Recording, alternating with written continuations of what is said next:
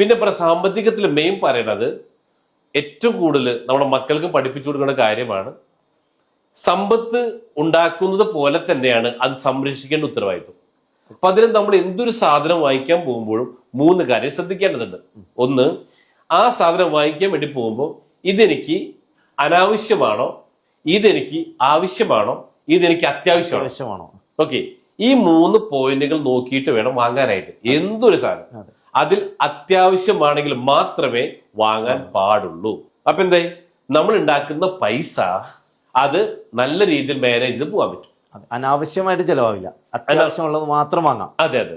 അപ്പൊ അനീഷിന്റെ കാര്യത്തിൽ സംഭവിച്ചത്, ഇപ്പൊ ലാസ്റ്റ് വാങ്ങിയ BMW, ഇത് അനീഷ് ആദ്യം വിശ്വസിച്ചില്ല. അപ്പൊ അനീഷോട് ഞാൻ എന്താ പറഞ്ഞേ, ഒരു വിഷൻ ബോർഡ് തയ്യാറാക്ക്. ആ വിഷൻ ബോർഡിൽ എന്നും ഇതിനെക്കുറിച്ച് കാണണം, ഈ കാറിനെ കുറിച്ച് കാണുന്നു, ഇതിനെക്കുറിച്ച് കേൾക്കുന്നു, ഇത് മാത്രം അല്ലെ. അപ്പൊ അനീഷ് എന്ത് ചെയ്തു, ഒരു വിഷൻ ബോർഡ് തയ്യാറാക്കുന്നു, അതിൽ ആ BMW കാർ വരുന്നു.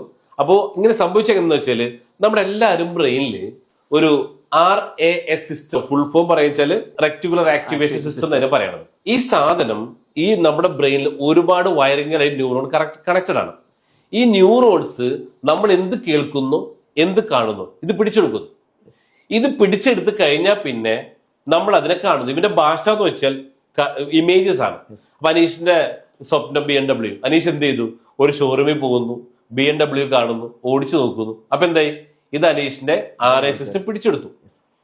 പിന്നെ പുറത്തിറങ്ങിയാൽ എന്താ അനീഷ് സംഭവിച്ചേ, കാണുന്നതൊക്കെ അതേ കാറാണ്, കാണുന്നതൊക്കെ അതേ വൈറ്റ് BMW അല്ലെ, അതേ കാർ കാണില്ല.